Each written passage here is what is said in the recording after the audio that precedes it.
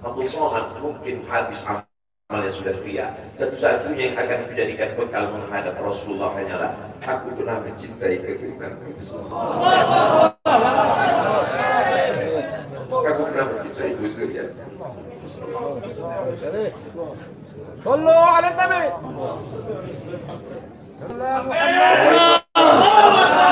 Wahai para pelaku berbuat dosa, wahai para pezina, wahai para peminum khamar yang belum bertaubat, kalau kalian belum sanggup untuk berbuat baik, kalau kalian belum mampu untuk beramal saleh, paling tidak jangan kalian cakiti zuriat Rasulullah.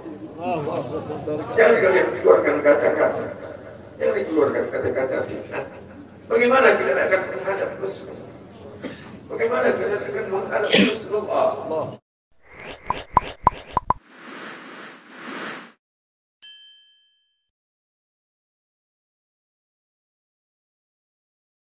Gede sekarang udah gantung. Assalamualaikum warahmatullahi wabarakatuh. Alhamdulillah wassalatu wassalamu ala Rasulillah wa ala alihi wa sahbihi wa man da'a bi da'watihi wastanna bi sunnatihi ila yaumil liqa'i rabbih.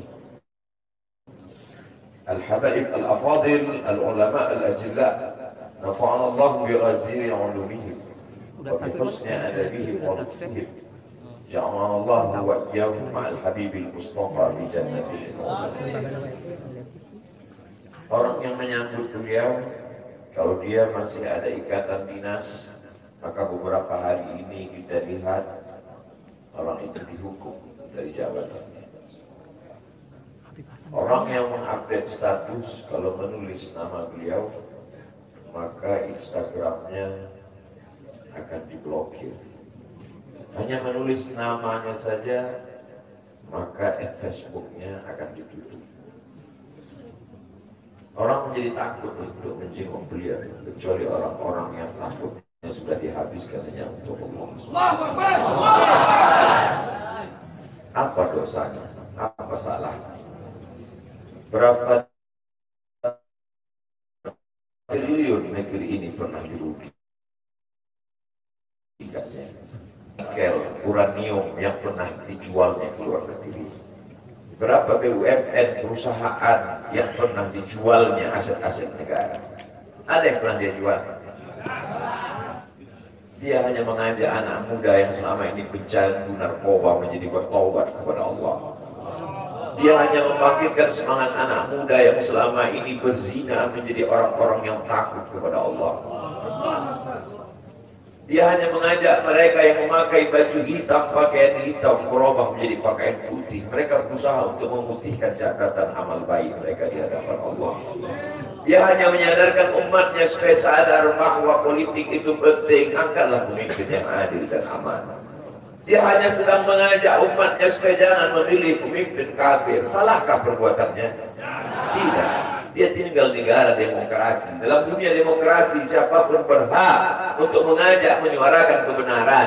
Dia tidak melawan sultan, dia tidak melawan ulil amri, dia tidak melawan siapapun. Dia hanya melawan ketidakadilan. Hari ini saya berangkat setelah sholat subuh menuju airport, naik pesawat. Setelah naik pesawat, naik mobil. Setelah naik mobil, jalan macet, saya mesti turun naik sepeda motor. Setelah naik sepeda motor pun juga tidak bergerak, jalan kaki. Akhirnya sampai kemana? Dalam hati saya berkata, celaka betul orang yang mengatakan kemarin katanya tidak ada yang menyambutnya. Sudah 3 hari, saya pikir 3 hari tidak ada orang lagi, saya akan datang bisa duduk berdua dengan beliau. Saya tidak datang mau ceramah, saya tidak datang mau tausiah, saya tidak mau datang mau tabligh akbar. Ternyata yang menyambutnya seramai ini, sebanyak ini, orang berjalan kaki, anak-anak muda berjalan kaki, orang tua, ibu-ibu duduk di pinggir jalan.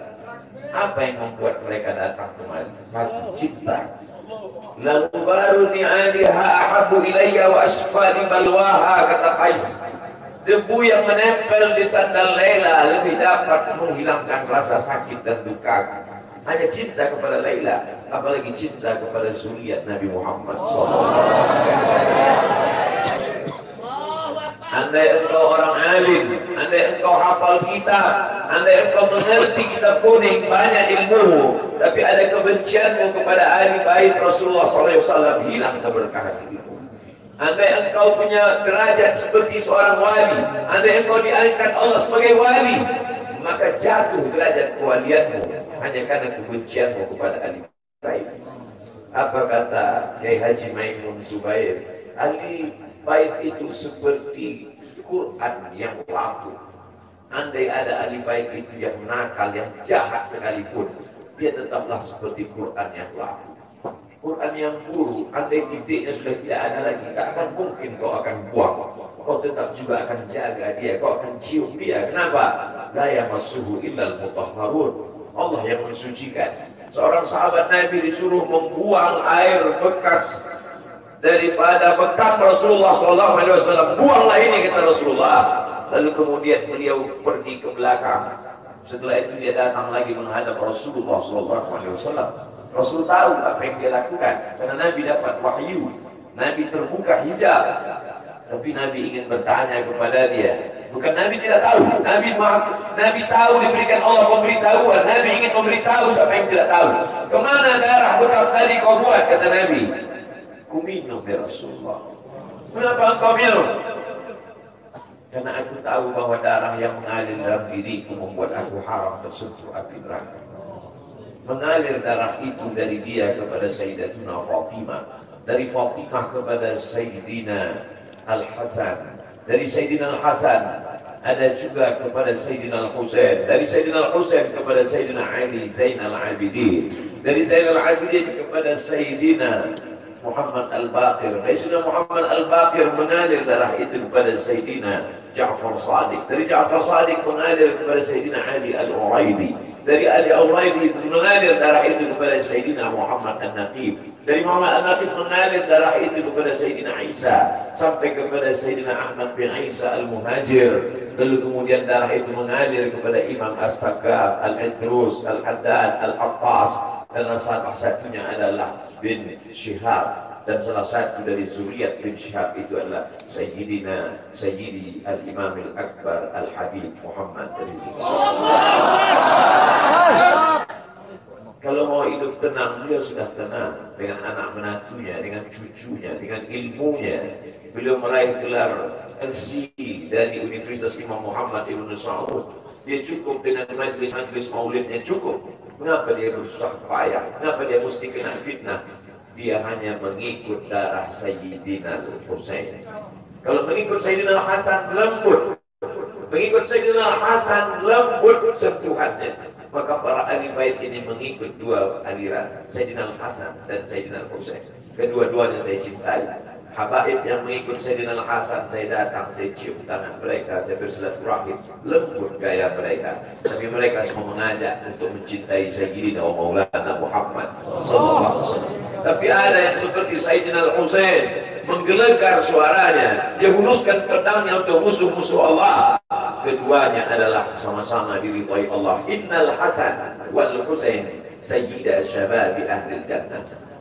Yang mencintai Sayyidina Al-Hasan, mencintai Sayyidina Al-Husain, yang mencintai zuriat mereka, keturunan mereka, maka dengan cinta itu bekal kita menghadap Rasulullah SAW. Andai aku dihadapkan nanti menghadap Allah, tahajud tak sebanyak Imam Ahmad bin Hanbal, 300 raka'ah fil yawmi wal laylah, 300 rakaat sehari semalam. Andai aku dihadapkan kepada Rasulullah SAW, maka jihadku tidak sebanyak Sayyidina Khalid bin Walid. Setiap jengkal kulitnya, setiap tetes darahnya tak lepas daripada tebasan tombak, anak panah dan pedang. Andai aku dihadapkan kepada Sayyidina Maulana Muhammad SAW, amalku tak sebanyak Abdurrahman ibn Auf. Lalu apa bekalmu, hai Abdul Somad? Adakah ceramah-ceramahmu itu bisa kau jadikan bekal menghadap Allah? Tidak. Sebagiannya sudah diambil oleh tatapan mataku melihat berapa subscriber, follower, dan viewer. Abdul Somad mungkin habis amalnya sudah ria. Satu-satunya yang akan kujadikan bekal menghadap Rasulullah hanyalah aku pernah mencintai keturunanmu. Aku pernah mencintai zuriatmu. صلوا على النبي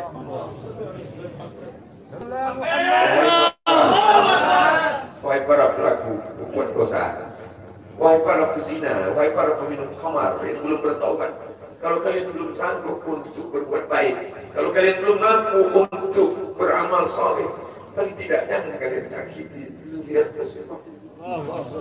Jangan kalian keluarkan kata-kata, jangan dikeluarkan kata-kata fitnah. Bagaimana kalian akan menghadap Rasulullah? Bagaimana kalian akan menghadap Rasulullah?